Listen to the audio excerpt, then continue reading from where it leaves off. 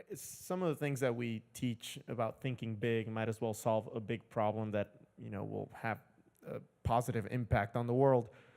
Coming in as an outsider into a new industry, how important is that to look at the industry from a different set of eyes, or do you think the expertise within an industry is something that's more valuable? Yeah, I think it's a continuum, and I think that in some ways, depending on where you are in solving some of the problems, you have to kind of slide farther to one end of the spectrum versus the other. What I mean by that is, at Zenefits, really important at the front end that we kind of came to the insurance set of issues pretty naively, and I think that's a good thing. The insurance industry is not exactly known for being fast-paced, and it's certainly not known for being innovative.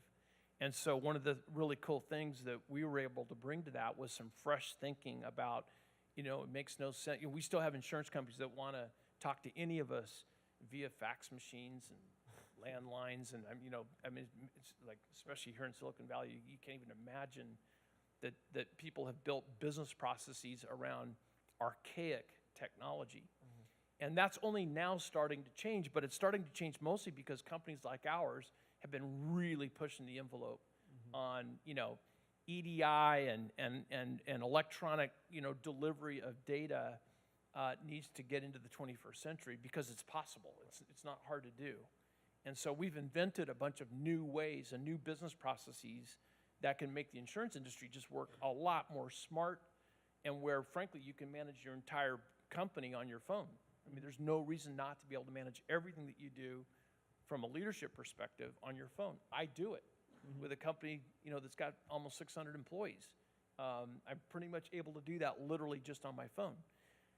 That's really the new world of work, and that's where work is going in the future. And so having that fresh perspective around what these businesses are capable of, what these industries are capable of, I think is really important.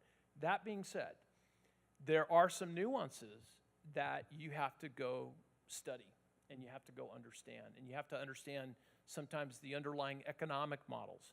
You have to understand, so what's the business premise behind why it works the way that it works? Often in different industries, but in the one that I'm in currently, often it's really important to understand, that there's some bias and some built-in obstruction to change because it's really working for certain constituents, certain companies, certain market leaders. Frankly, they don't want to see things change real quick. They don't necessarily. They want to see innovation slow down because it doesn't really serve their purpose. For there to be a really innovative dynamic underway, and so understanding that's really critical, because at some point or another you're going to be running up if you're lucky, and if your company and your idea is worthy, you're going to run up against those guys. We for sure have, and we're going to have to figure out how to help them to sort of see that innovation is inevitable, it is inexorable, it is necessary. And oh, by the way, millennials, which over the course of the next 3 years are going to make up 80% of the workforce in the U.S., they're digital natives. They require interacting with systems and applications and data and information totally differently than the people that are in my generation. It's just a completely different dynamic. And so these companies who have not wanted to change and have not wanted to be innovative, they better get on board. And they're now recognizing that they've got to get on board. So the timing of that for my current company at Zenefits is great, because we're able to be a catalyst for a lot of that change. And I think for any young entrepreneur who's got a great idea, the whole idea is, can you be a catalyst for change? Can you be disruptive to an existing dynamic in the marketplace that is going to cause you to be uniquely in a position to win? And if you can find that special thing, you have a great chance to do something special. Great. To keep it in the spirit of Draper, and then I'll open it up for questions, that seems to be the superpower for Zenefits, being the catalyst of change. Yeah. What do you think is your superpower? All of them have a superpower themselves. Yeah. What is yours? Yeah, a room full of heroes, superheroes. I would say for me, I'm going to have to explain this probably, but I think my superpower is humility.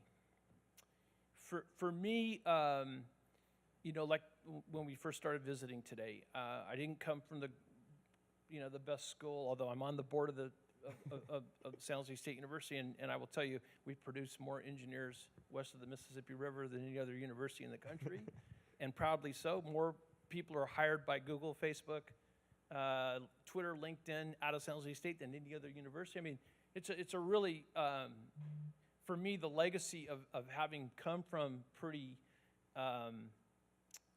modest means and to be in a situation now where I'm trying to help not just that university, but I'm trying to help people to understand that, you don't necessarily have to have gone to Stanford or Cal or MIT or Harvard or wherever. It's awesome if you had that opportunity, don't get me wrong. And I would trade places with any of you because I've had a chance to do that now as an executive back in those universities, and that's a really cool experience. But for me, this notion of humility has caused me to really double down on making sure that I've got a level of empathy for customers and really listening closely, intently to what customers and what the marketplace is telling you about really where things are and where needs and requirements are coming from. Humility, I think, has allowed me to have a bit of a superpower around my ability to connect with people. And so I think I've been really fortunate to have great teams around me. I've been able to build and develop great teams around me, and as a result of being able to go do that, we've accomplished so much more than I would have been able to have done had I not, had the opportunity to have some great folks. Got a couple of my folks here in the room, and it's just we sometimes it sounds a little awkward or funky when someone talks about it being a family, but there's really kind of this dynamic of feeling really both responsible to one another and accountable to one another, which I think is a really big deal. So I think humility would be my superpower as far as not thinking I've got all the answers, not being afraid to go get help, go ask for advice and counsel. We've got some great people. I've got some great people on my board. When you have access to Ben Horowitz at Andreessen Horowitz, if you haven't read The Hard Thing About Hard Things, it's the best business book easily for somebody at your stage of your career, easily the best, most practical book about the challenges of starting a business and being a young, new CEO. But when you have access to people like that, it's a phenomenal thing. But you've got to have what I call the right ego to intelligence ratio. Because I got plenty of ego, but I think it's in balance with understanding knowing what I don't know and knowing where I can go for help, and then not being too proud to go get help. Right. And so that dynamic has served me really well. That's awesome. And his humility is evident with the team culture. I've been speaking to his team for quite a while now. Very helpful. He didn't have to be here today, taking the challenge with such a big company. I'm sure Best you were, part of my day. Yeah, living a great life before Zenefits too, and this was a huge challenge. So it is evident. With that, I'll open it up for questions. I'm sure you guys have some.